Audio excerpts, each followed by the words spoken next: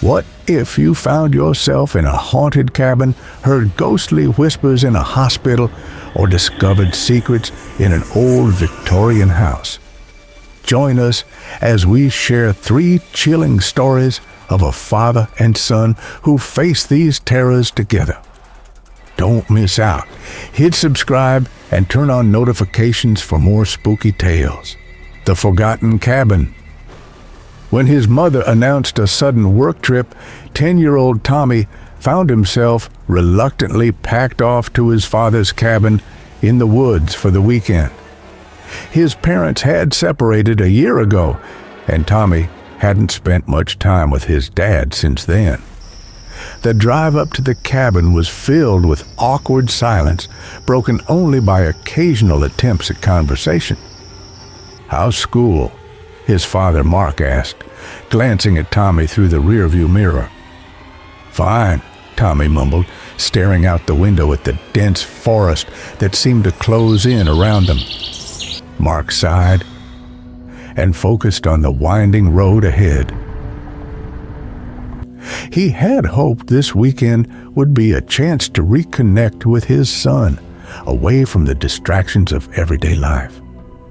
The cabin was an old family property, untouched and isolated, nestled deep in the woods.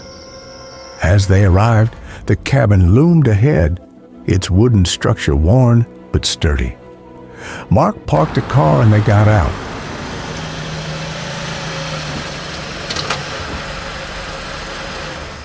The air crisp and filled with the scent of pine. Tommy dragged his suitcase up the steps and into the cabin, where a musty smell greeted them. "Sorry about the dust," Mark said, opening windows to let in some fresh air. "I haven't been up here in a while." They settled in, and after a quick dinner, Mark suggested they sit by the fireplace.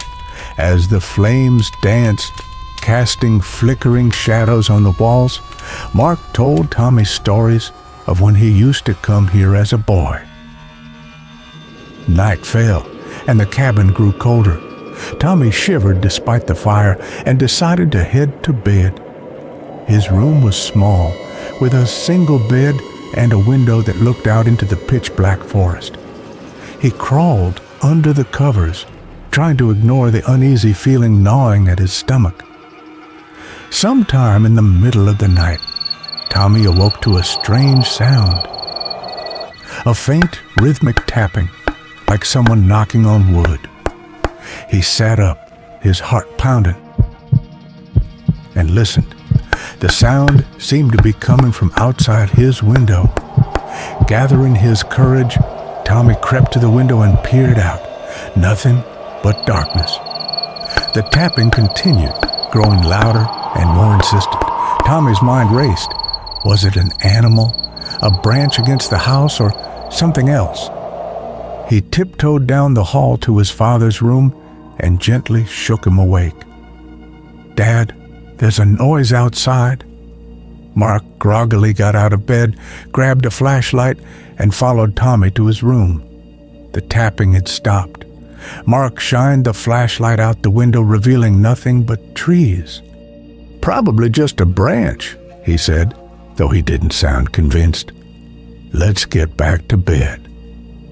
Tommy reluctantly returned to his room. He lay awake, staring at the ceiling, listening for the noise to return. After what felt like hours, he finally drifted off to sleep. He was jolted awake again, this time by a loud crash. Tommy jumped out of bed and ran to his father's room. Mark was already up, holding the flashlight and looking more alert. "Stay here," Mark said, his voice tense. Tommy watched as his father headed downstairs. The crash had come from the living room. Mark cautiously approached, the beam of the flashlight cutting through the darkness. The front door was wide open, swaying in the wind. "Dad?" Tommy called out, unable to bear the silence. "It's okay, Tommy," Mark replied, though his voice was strained. "Stay upstairs." Tommy disobeyed and followed his father down the stairs, unable to stay alone in the dark. Mark was inspecting the door, trying to figure out how it had come open. Suddenly, the tapping noise resumed, louder and more frantic. It was coming from the back of the house.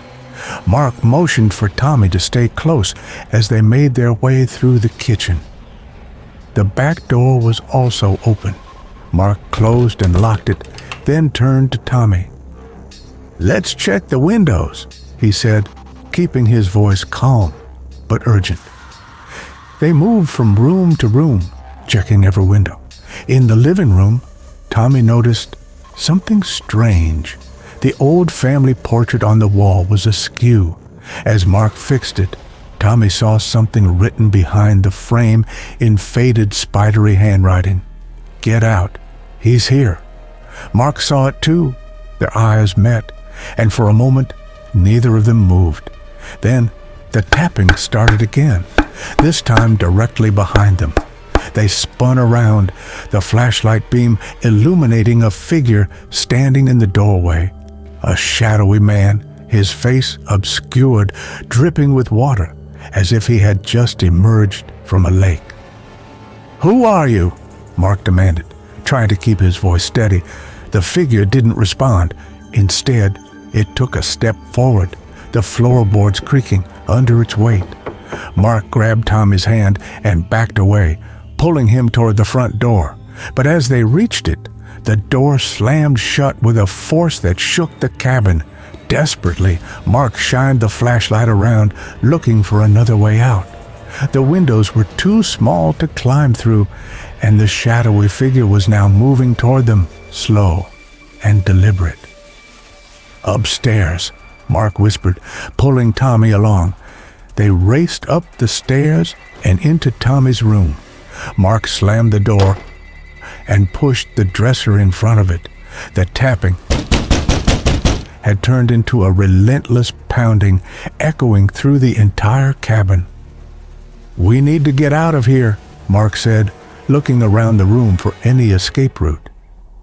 Tommy pointed to the window. "We can climb onto the roof." Mark nodded, pried the window open, and helped Tommy through. They carefully climbed onto the roof, the cold night air biting at their skin. The figure was now at the base of the stairs, its dark form climbing steadily. Mark and Tommy edged along the roof to the other side of the cabin, where they could drop down to the ground.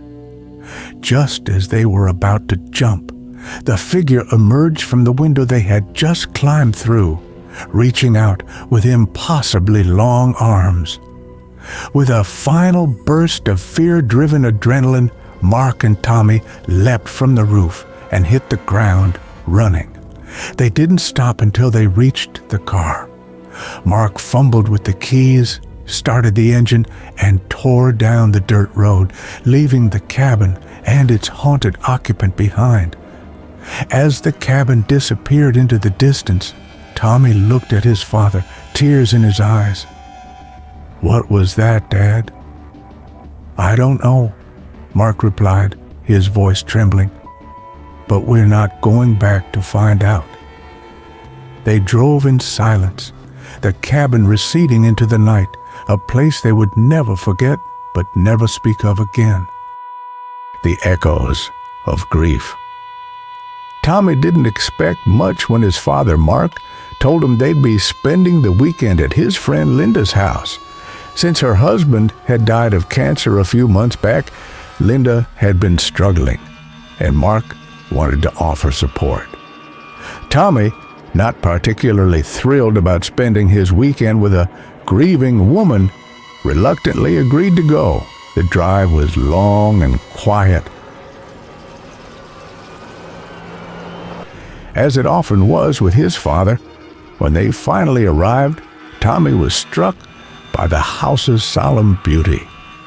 It was an old Victorian, standing isolated on the outskirts of a small town.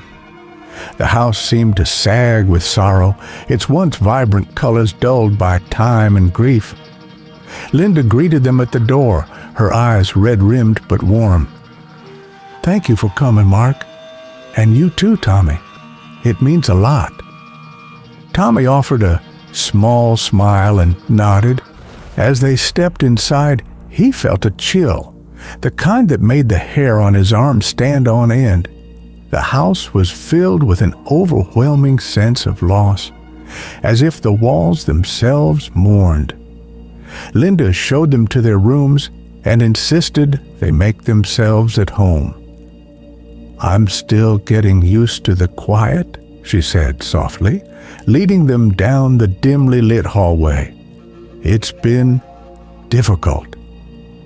Tommy's room was simple but comfortable, with an old wooden bed and a window overlooking the sprawling, untamed garden. He set his things down and went to find his father, who was in the living room, talking quietly with Linda. That night, as Tommy lay in bed, he found it hard to sleep. Every creak of the house seemed amplified, each shadow stretched and distorted. He thought he heard soft whispers, but when he strained to listen, they faded into the background hum of the night. Around midnight, he heard a faint, mournful cry. Sitting up, he realized it was coming from down the hall. He hesitated, then slipped out of bed and tiptoed towards the sound. The house seemed even larger and more foreboding in the dark. He found his father in the hallway, looking just as uneasy. "Did you hear that?" Mark asked, his voice barely a whisper. Tommy nodded. "It's coming from Linda's room." They approached Linda's door and knocked softly. There was no answer, but the crying continued. Mark pushed the door open, revealing Linda sitting on her bed, her face buried in her hands. "Linda," Mark said gently, stepping into the room. She looked up, tears streaming down her face. "I hear him, Mark. Every night. I hear Jack calling to me." Tommy felt a shiver run down his spine. He glanced around the room and noticed the photograph on the nightstand, a picture of Linda and her late husband, Jack, smiling together. "It's just the grief," Mark said softly, sitting beside her and putting an arm around her shoulders. "It's still fresh." Linda shook her head vigorously. "No, it's more than that. I feel him here in this house. He's trying to tell me something." Tommy felt an overwhelming sense of sadness wash over him. He looked at his father, who seemed at a loss for words. Suddenly, the room grew colder, and the whispering started again, louder this time. "I hear it too," Tommy said, his voice trembling. Mark's eyes widened. "What do you hear, Tommy?" "The whispers," Tommy replied, "like someone's trying to talk to us." Linda stood up, her expression a mix of fear and hope. "Come with me," she said, leading them down the stairs to the basement door. The basement was dark and musty, filled with old furniture and boxes of memories. Linda pointed to a corner where an old rocking chair stood, gently moving back and forth. "That chair," Linda said, her voice quivering. "It was Jack's favorite. I hear it rocking at night, even when there's no breeze." Mark approached the chair, inspecting it closely. The whispers grew louder, filling the basement with a haunting melody of sorrow and longing. Tommy felt a cold breeze brush past him, and he swore he saw a shadow move near the chair. "There's something here," Mark said, turning to Linda. "Something you need to find." Linda nodded, tears streaming down her face. She moved to a nearby shelf and began pulling down old boxes, searching frantically. Tommy and Mark joined her, the whispers guiding them. Finally, behind a stack of dusty books, Linda found a small, ornate box. She opened it with trembling hands, revealing a collection of letters tied with a ribbon. Linda's breath caught as she picked one up and began to read. "It's from Jack," she whispered. "He wrote these to me before he died. I never knew." The letters were filled with words of love, memories of their life together, and messages of comfort for Linda to read after he was gone. As she read, the whispers slowly faded, replaced by a profound sense of peace. "He wanted you to find these," Mark said softly, putting a hand on her shoulder. "He wanted you to know he's still with you, watching over you." Linda nodded, clutching the letters to her chest. The house seemed to breathe a sigh of relief, the oppressive weight of grief lifting ever so slightly. That night, Tommy slept soundly for the first time since they arrived. The house, once filled with echoes of sorrow, now felt like a place of love and memory. As they left the next day, Linda thanked them with tears in her eyes. "You've given me a gift I can never repay," she said, hugging Mark and Tommy tightly. "You've helped me find peace." As they drove away, Tommy looked back at the house, now bathed in the soft light of morning.